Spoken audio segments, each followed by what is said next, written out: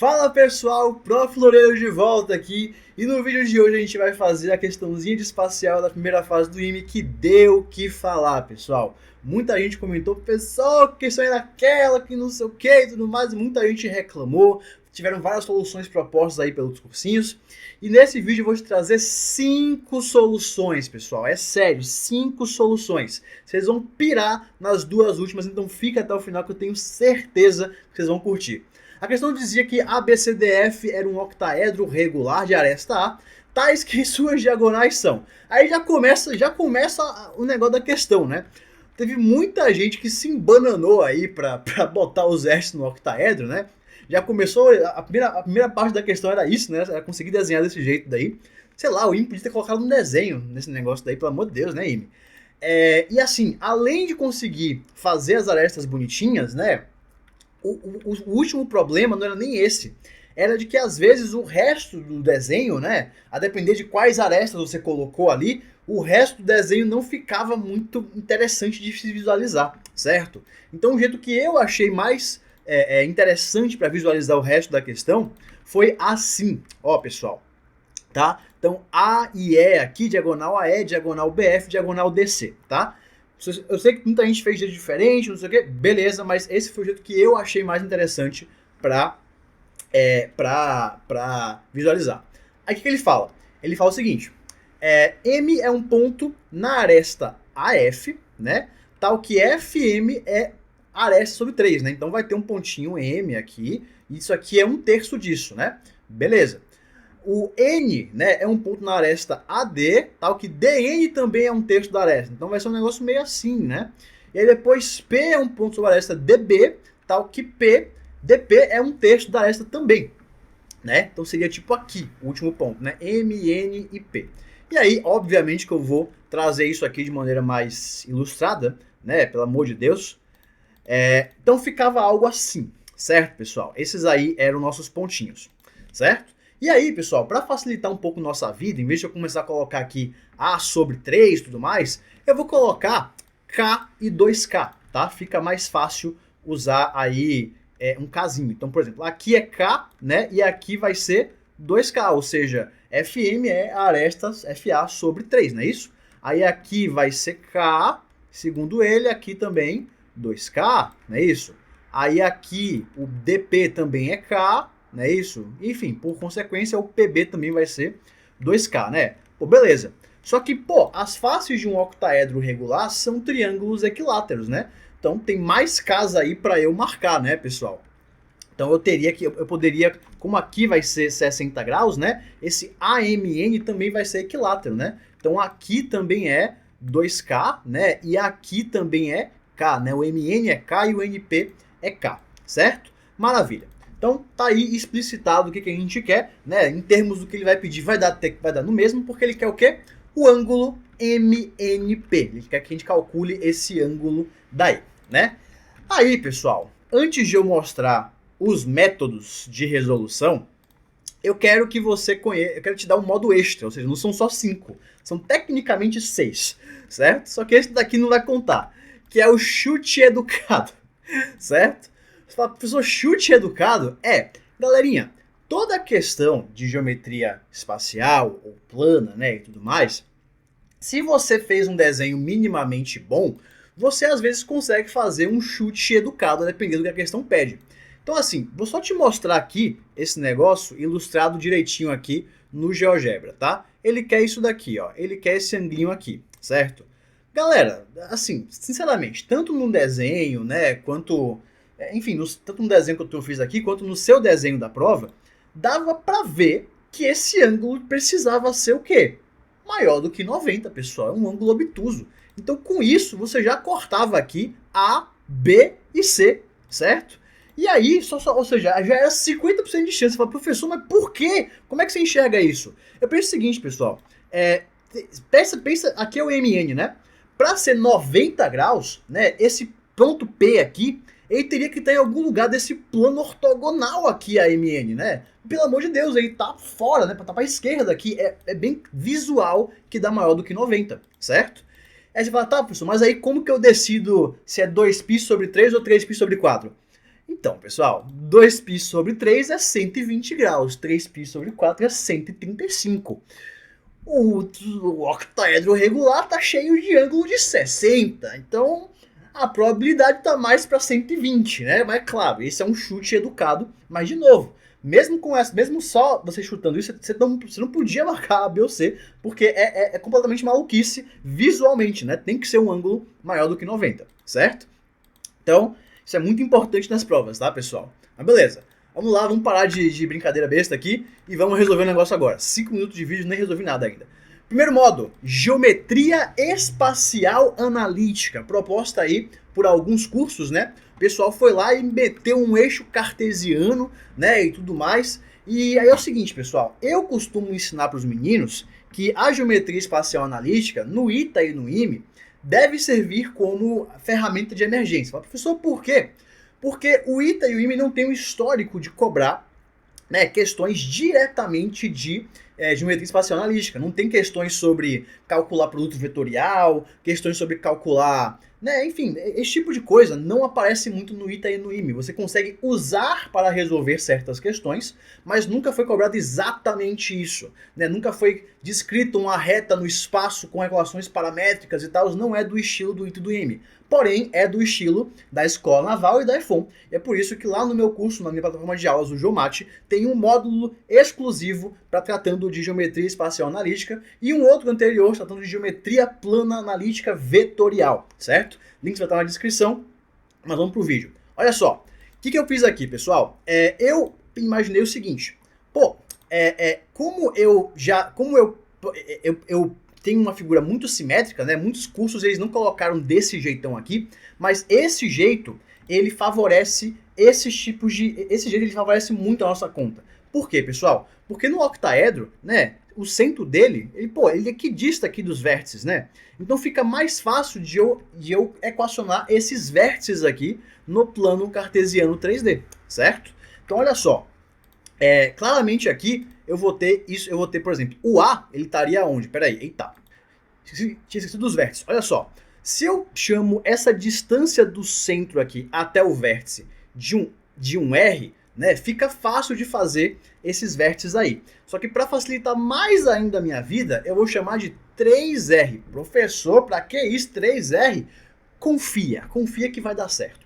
Se eu chamo isso daí de 3R, pessoal, é fácil de você fazer as coordenadas das carinhas aí. Porque, por exemplo, ó, o D, ele tá um ponto no eixo X, não é isso? Então o D, ele vai ser 3R, 0 e 0, 0y, 0 e z, não é isso? O C, como ele é oposto aqui, né, ele vai ser justamente menos 3R, 0 e 0, certo? E aí você faz isso para todos os outros 4 pontos aí do meu octaedro, né, e você tem isso daqui. Aí você fala, tá, professor, mas e agora? Agora, o objetivo é você descobrir o quê? Descobrir as coordenadas de M, N e P a partir desse R daí, certo? Esse que vai ser o desafio. Você fala, professor, como que eu faço isso? A gente vai precisar, pessoal, trabalhar um pouco aí com vetores para fazer isso, certo? Então, olha só, eu vou botar aqui mais embaixo pra gente, tá? Porque é o seguinte, para você encontrar coordenadas de pontos assim que dividem um segmento na metade, né? Dá para fazer por semelhança, dá sim, mas os vetores eles trazem para a gente uma forma um pouco mais prática. Porque, por exemplo, se eu analiso aqui o vetor FM, certo? O vetor FM e o vetor MA, eles têm a mesma direção, o mesmo sentido e o módulo de um é o dobro do outro. Então eu meio que posso dizer que, eu posso dizer que 2 vezes o vetor FM resulta no vetor MA. Eu falei FA, né? Vetor MA, certo? Só que como é que a gente faz vetor? A gente faz o ponto final menos o ponto inicial, né? Então 2 vezes M menos F é igual a A menos M. Desenvolvendo isso daí, eu vou ter que 2M menos 2F é igual a A menos M. Eu vou ter então que 3M é igual a A mais 2F, e é por isso que eu chamei os caras de 3R, não de R, porque vai dividir por 3 aqui nessa continha, né, pessoal? Então era mais interessante ter os caras aí com 3, certo? Mas tanto faz, tá, pessoal? Então eu encontro aí as coordenadas do ponto M, tá, pessoal? E isso daqui veio, né, de a gente dizer fazer essa análise do vetor, né? De dizer que 2fm é igual a ma. Eu posso fazer isso para outros vetores. Então, por exemplo, ó, o vetor dn, aqui, ó, dn, multiplicado por 2 vai dar o vetor na, não é isso? Então, olha só, vou vir aqui e dizer que 2 vezes dn é igual a na, certo? E aí, analogamente, fazendo toda essa conta aí de novo, você encontra as coordenadas do ponto n, certo? Posso fazer também aí para o ponto P. Vou dizer que 2 vezes o vetor dp é igual ao vetor pb. É igual ao vetor pb, que aqui também vai ser, né, um 2k, né, pessoal? Olha que legal. Sendo assim, eu descubro aí as coordenadas do ponto P, né? Maravilha. Então, via geometria espacial, via geometria analítica no espaço, né, você descobre as coordenadas desses pontos, né, pensando aí no seu eixo cartesiano. Você fala, tá, professor, e daí, o que eu faço agora, né? Vamos lá, vamos só resumir tudo que eu tenho aqui, né? Pegar minha figura aqui. Eita, isso aqui não, peraí. Eu tenho aqui, né, tenho isso daqui. Eu tenho as coordenadas dos vértices principais e do MNP, certo? Beleza. O que me resta agora, pessoal, é basicamente fazer aí um certo produto escalar. Se eu for pensar meramente em geometria espacial analítica, né? Eu vou fazer um produto escalar aqui dos vetores NM e NP e vai sair tudo. Porém, acho que foi o poliedro, né, que ele propôs uma solução que pegou parte desse raciocínio de analítica e misturou com plana, né? Porque a solução por plano que a gente vai ver já, né, ela envolve calcular o segmento MP, né, e fazer uma lei dos cossenos aqui no triângulo PNM, né? O que, de novo, é uma solução muito da hora, certo? Mas eu não vou fazer aqui nesse momento porque eu quero focar na geometria espacial analítica, tá? É só então aqui, mas era uma solução muito interessante, calcular o PM, né? E jogar os cossenos. Claro, lembrando aí, né, que você tem que calcular PM em função de K, certo? Porque é tudo com K aqui, ou então, né, e para isso eu preciso de uma relação de K e R. Mas isso também não é difícil, né? Porque dá para ver aqui, né, que como ABEF, né, vai ser um quadrado, né, pela simetria do octaedro, o 3R vezes raiz de 2, né, vai dar igual a 3K, né? Então você vai ter aí uma relação entre K e R tranquilamente, certo? Mas o que eu quero focar aqui com vocês é que não precisava disso também, certo? Se você pensasse somente na geometria espacial analítica, né, esquecendo, tipo, caramba, eu só tenho os pontos, não tem mais nada. Tem como eu achar esse ângulo aí sem triscar em geometria?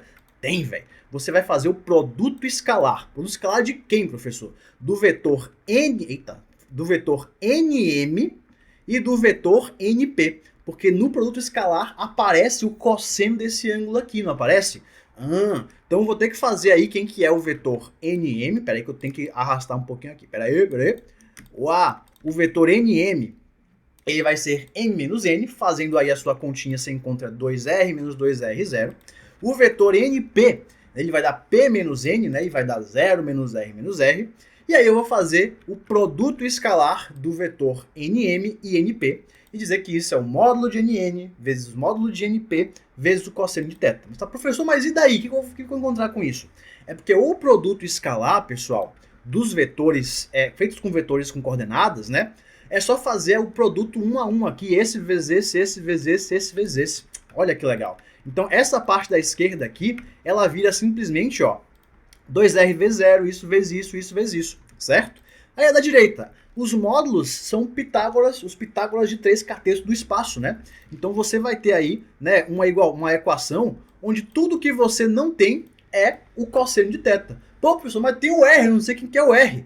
Pô, galera, é tudo sobre semelhante, né? Sobre formato. Então esse R vai ter que cortar em algum momento, não é isso? Então espero não estar na frente aqui da equação, pessoal. Mas, desenvolvendo isso daí, você chega em menos 2R quadrado igual a 2R raiz de 2 mais R raiz de 2 cosseno de θ, certo? Fazendo aí as continhas para você. E você encontra finalmente aí que o cosseno de θ é igual a menos meio, o que vai te dar o valor de θ. Certo, pessoal?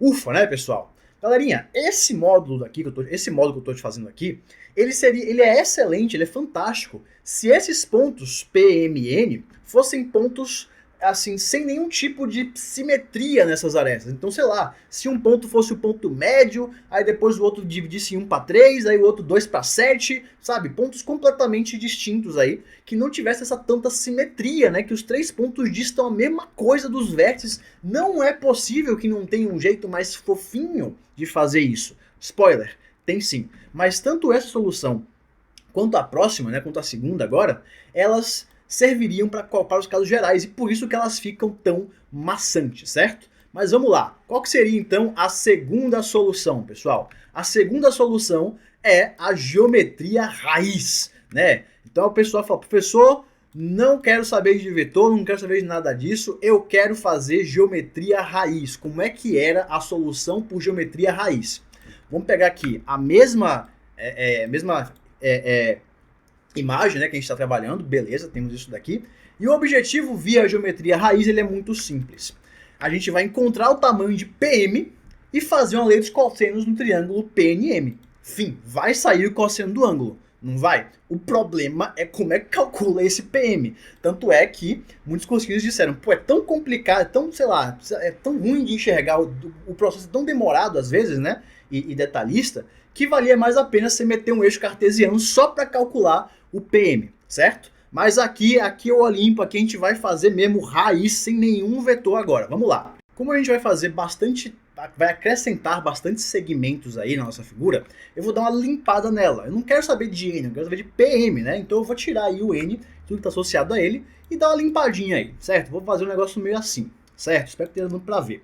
Então K e K, né? Aqui vai ser um 2K e tudo mais, né? Aqui também vai ser um 2... Eita, que P não. Aqui vai ser um 2K e beleza. Como que eu vou calcular esse segmento PM, pessoal? Veja só.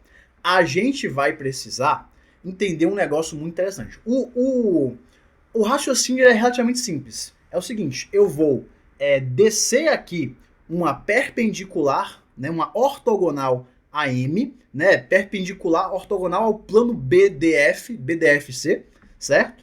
Descer aqui ortogonal, ver em que ponto bate, ligar esse ponto aqui até o P, né? E como é ortogonal ao plano, esse triângulo daqui, que não dá para desenhar de jeito que tá... E como vai ser ortogonal ao plano aqui, né? Eu vou ter um triângulo retângulo aqui. E aí, eu vou calcular esse segmento, fazer um Pitágoras e achar o valor de PM. Esse é o objetivo, tá, gente? O problema é onde é que tá essas coisas, como é que a gente faz essas coisas, certo? Para isso, galerinha, a gente tem que enxergar um negócio bem interessante, tá? Que negócio? Olha para essa figura aqui, ó. Olha para isso daqui. Se eu pego o meu octaedro, né, regular, eu quero que você veja que todos os pontos, né, desses dois lados aqui, quando eu projetar eles no plano aqui desse quadrado, vai bater na diagonal. Todas as projeções ortogonais baterão na diagonal. E tem mais, pela simetria do octaedro, né? Isso aqui, ó, esse bichão todo aqui, é um quadrado, pessoal. Então isso daqui é um ângulo de 45, pô. Então, pô, peraí.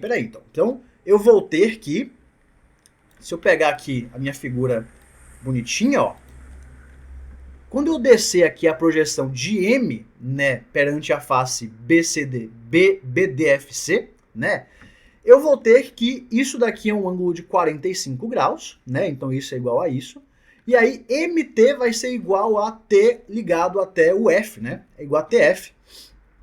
Beleza, e eu também sei calcular isso daqui. Isso daqui é K vezes raiz de 2 sobre 2, não é isso? Que é o triângulo retângulo ali com um ângulo de 45 graus. Então eu descobri aí, né, que esse M ligado ao T, né, MT aqui, esse ponto que eu acrescentei aqui, ele vai ser K raiz de 2 sobre 2. E esse TF aqui também vai ser K raiz de 2 sobre 2. Professor, que negócio ruim de enxergar. Vamos lá.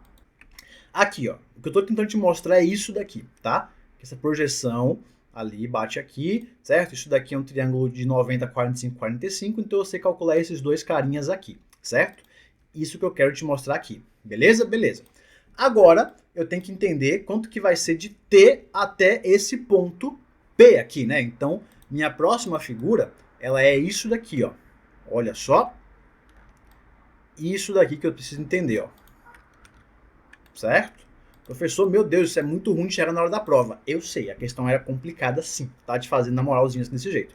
Então, se eu calculo o segmento PT, segmento TP, né, a minha questão acaba. Porque MT eu já acabei de descobrir, né? É isso daqui. Então me resta calcular aí o segmento PT. O professor quer enxergar no 3D. Vamos lá, olha só. Seria esse daqui, ó, certo? Seria isso daqui.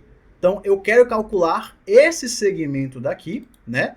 Para que depois eu possa calcular o tal do segmento MP, certo? Então essa é a estrutura que eu preciso ter aqui, beleza? Então eu quero que você foque aí, pessoal, no quadrado da base, nesse quadrado aqui, né? Nesse quadrado de simetria aí do octaedro, porque é o seguinte, a gente vai olhar bem para ele aqui agora, tá? Então, nesse quadradinho daqui, né? O que eu vou ter, né? Olha só, ele vai ficar mais ou menos, vai ficar um negócio meio assim, ó. Os pontos do octaedro foram meio esquecidos, tá? Mas estão aqui, tá? O BDFC, eles estão aqui, ó. BDFC, certo? Então, eu tenho isso daqui, certo?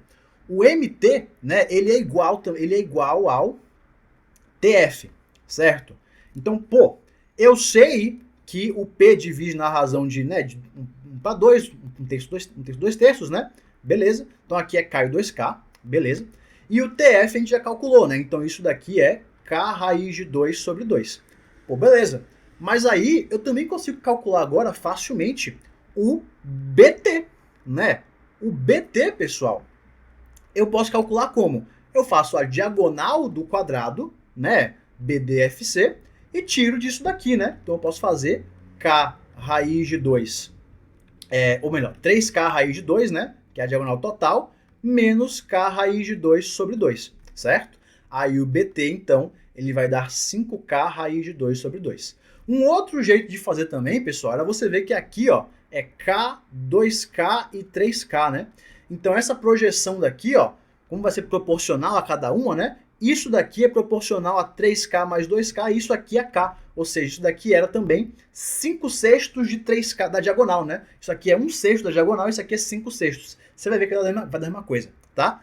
Mas o ponto agora é, caramba, eu já tenho BT, eu já tenho BP, não é isso? Para calcular o segmento PT, o segmento TP, o que eu vou fazer?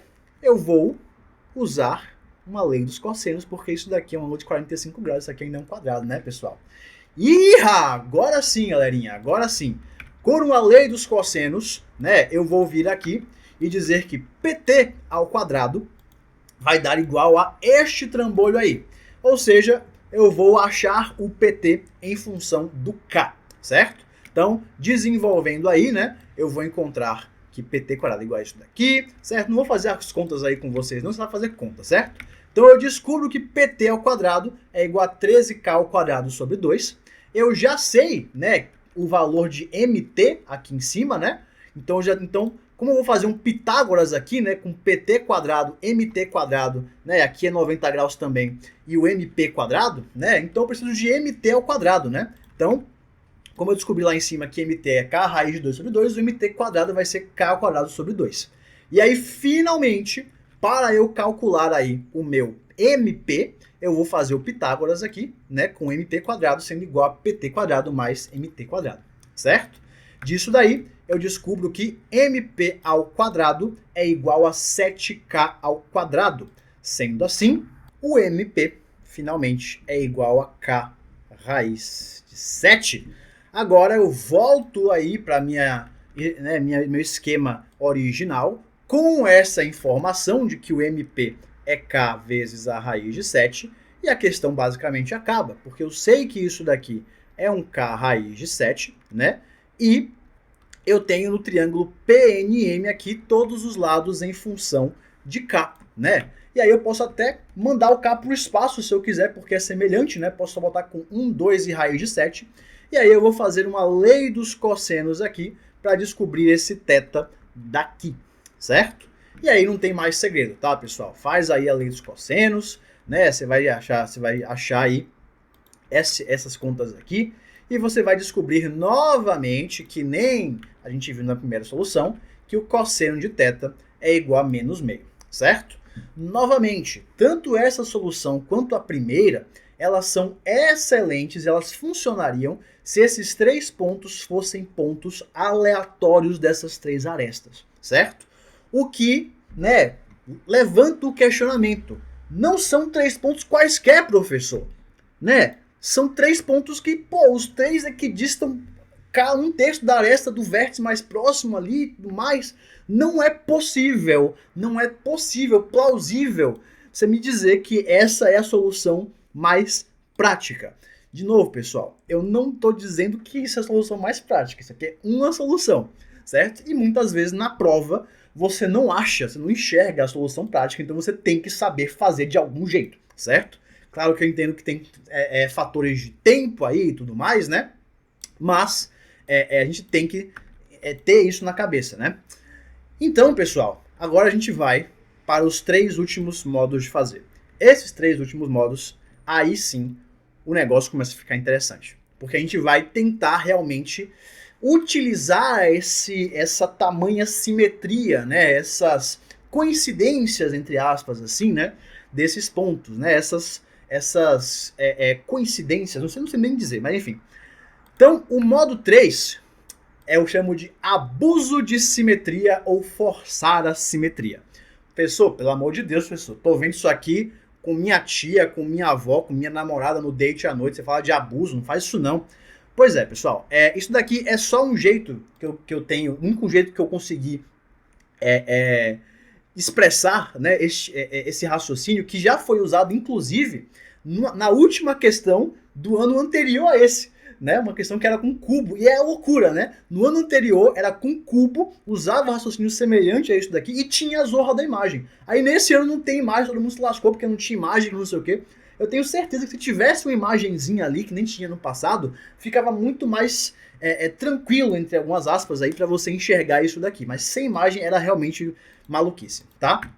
Mas fala, professor, como assim abuso de simetria, forçar a simetria? O que o senhor tá falando aí? Vamos lá, pessoal. Olha só. Voltando aqui para o nosso desenho, a gente vai olhar agora ele com carinho, pensando, né, não pensando mais, né, no modo NPC, no modo não pense logo faço conta. A gente vai pensar, tipo, caramba, será que não tem algum tipo, né, de coisa que eu possa traçar para me ajudar e tudo mais? E aí o pensamento é o seguinte,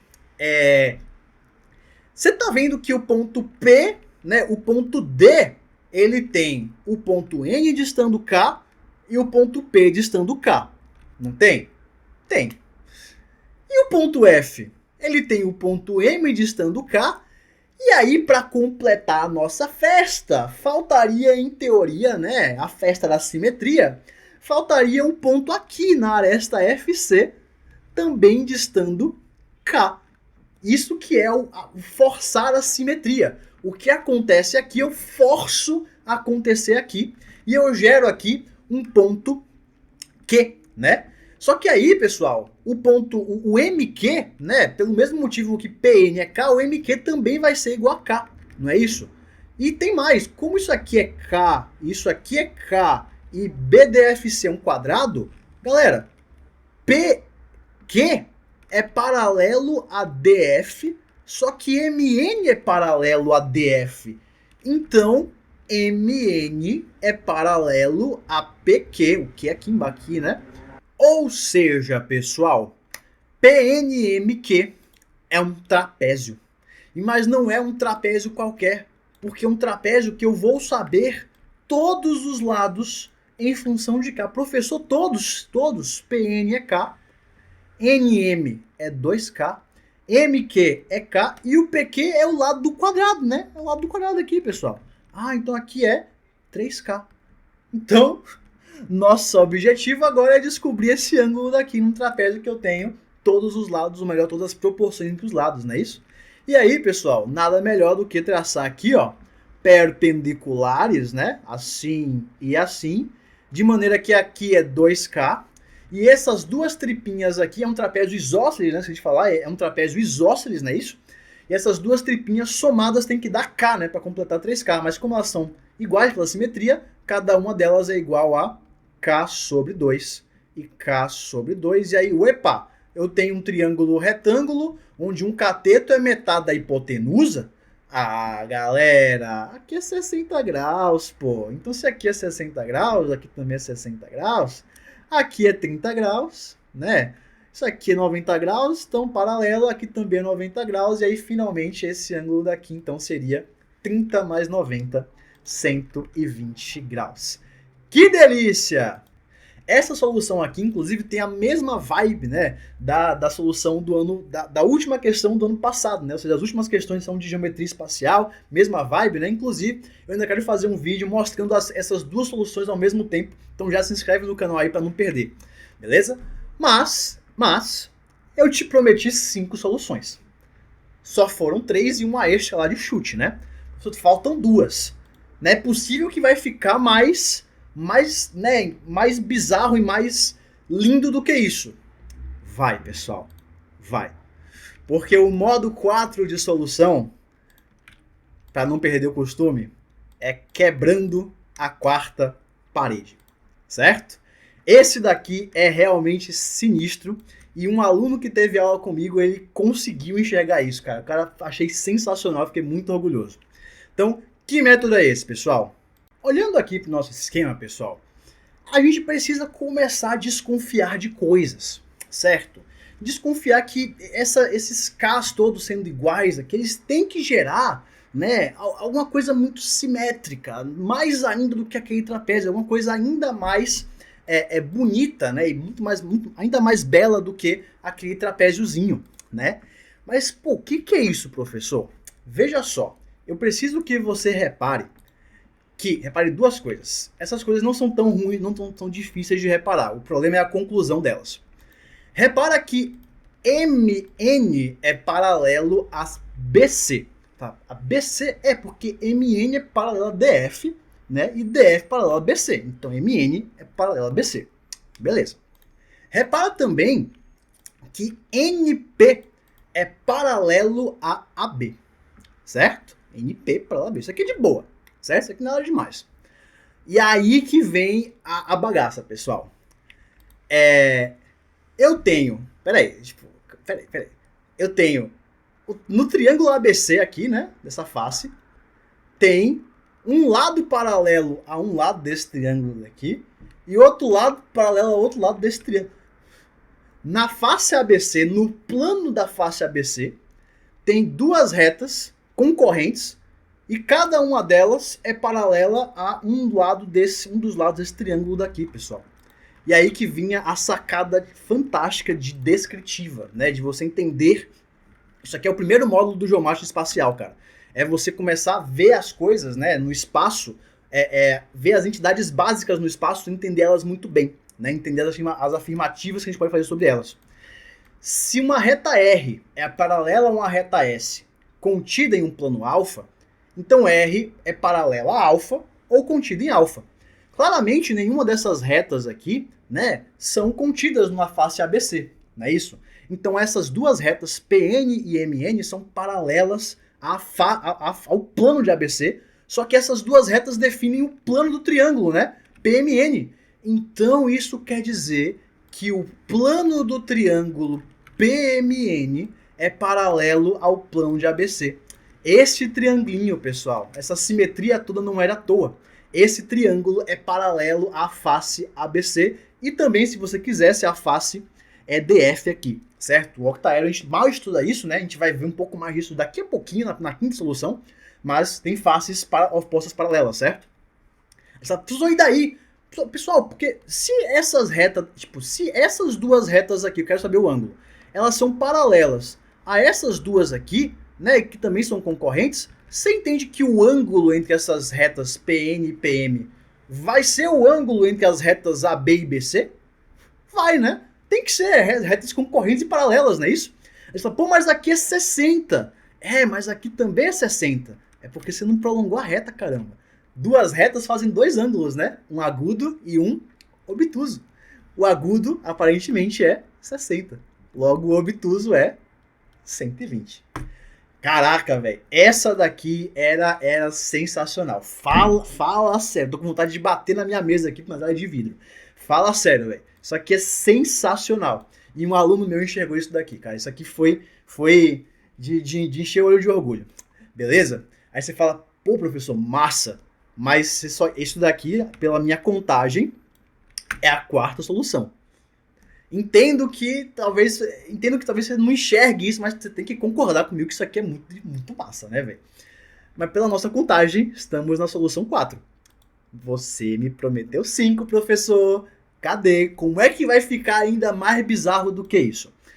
É isso, pessoal. Esses 4 modos, eles, assim, eu imagino que existiram pessoas que enxergaram isso, né? Eu conheci alunos que fizeram dos 4 modos, certo? Agora, esse último modo, eu não vi ninguém fazendo ele, tá? Não vi ninguém, acho que eu nem vi ninguém falando desse negócio daqui. Eu falei disso na turma ITA que eu dou aula, mas ainda assim, eu não esperava, inclusive, que ninguém enxergasse isso no meio da prova, principalmente porque não tinha imagem. Então, modo 5, Deus da geometria espacial. Professor, Deus de geometria, pelo amor de Deus, professor. Então, você que viu, você está se chamando de Deus? Claro que não, caramba. Eu vi todas essas soluções aqui antes de eu sequer enxergar isso. Eu desenhei um negócio, tentei fazer, consegui com muito esforço fazer, e aí depois de eu ver várias soluções, depois que eu vi essa solução 4 que eu falei, é o negócio que eu falei, o negócio que eu ensino. Então, eu ensino esse negócio, pessoal. Eu tenho uma aula no meu curso disso, eu tenho um GeoGebra disso que você vai ver daqui a pouco, e eu não enxerguei. Isso daqui era realmente, principalmente porque não tinha desenho na prova. Se tivesse desenho, talvez o pessoal enxergasse. Mas sem desenho era realmente completamente loucura de você enxergar. Você, para fazer essa questão daí do modo, né, do Olimpo, né? Se você fosse pro Olimpo e conseguir fazer essa questão, você precisava fazer por antiprismas. Aí você fala, professor, você não pode só falar uma palavra que não existe assim e resolver a questão. Então, existem os antiprismas, tá, pessoal? O que é o antiprisma? O antiprisma, ele é tipo um tamborzinho assim, tá? Então ele é tipo um prisma onde as bases foram torcidas, né? E cada vértice se liga nos dois abaixo mais próximos, certo? O IME, ele já cobrou, inclusive, um antiprisma de base quadrada. Ele não falou a palavra antiprisma, tá? Ele não disse que era um antiprisma, ele cobrou isso aqui. Ele descreveu o antiprisma, certo? Por texto, inclusive isso quebrou muita gente, tá? Mas ele descreveu como que era esse sólido via texto, certo? E aí ele dizia assim, o antiprisma é um negócio de base quadrada, onde a aresta lateral, né, isso daqui, ó, peraí, a aresta, eita, aqui que eu quero, isso, a aresta lateral, ela era igual ao lado dos quadrados, certo? E aí pedi para você calcular a distância entre as bases paralelas, né? Então, isso daqui é um antiprisma de base quadrada, tá, pessoal? Se fosse de base pentagonal, seria um negócio assim, certo? Então, repara, as bases não estão paralelas, mas elas estão, né, torcidas de maneira simétrica, né? Então, se eu ligar ela tem o mesmo eixo aqui, né, o mesmo centro, né? E se eu ligar disso daqui para isso daqui, faz 90 graus com a face de baixo, né? É ortogonal à face de baixo, certo? Então, é algo relativamente simétrico. Se você for aumentando o número de lados aí, né, do prisma, começa a parecer um tambor, né? Beleza, isso é um antiprisma. E aí você fala, tá, professor, o que raios isso tem a ver com um octaedro regular da minha questão? Você não pode só... Peraí, professor, você enlouqueceu de vez? Então, galera. Vamos lá, segura.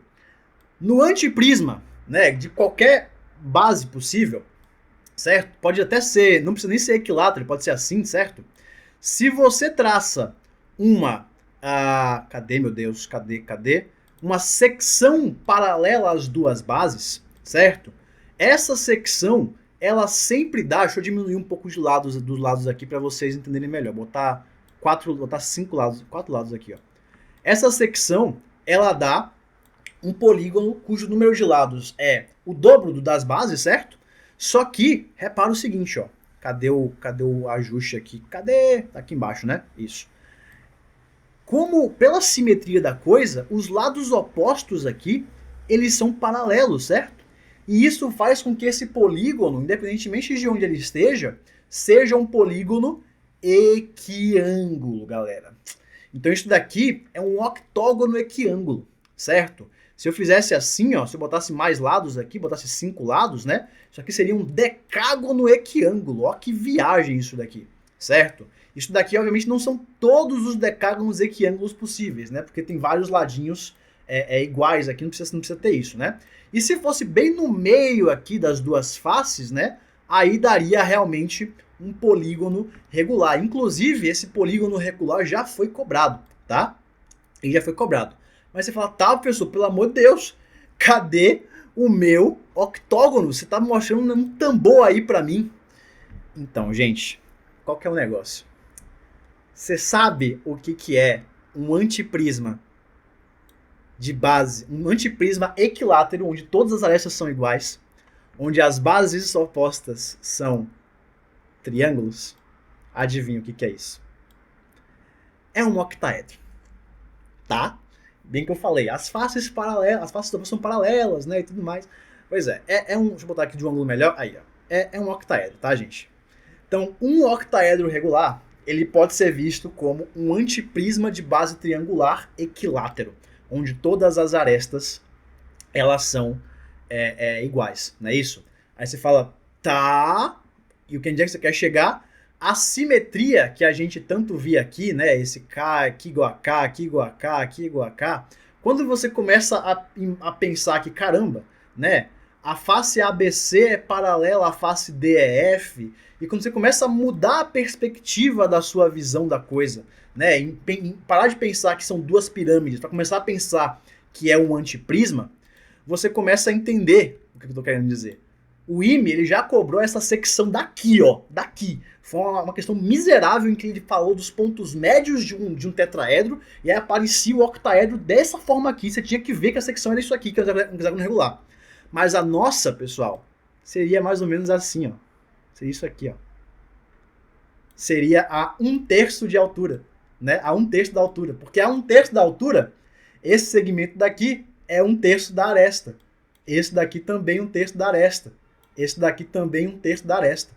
É justamente isso daqui. 1/3 da aresta, 1/3 da aresta, 1/3 da aresta.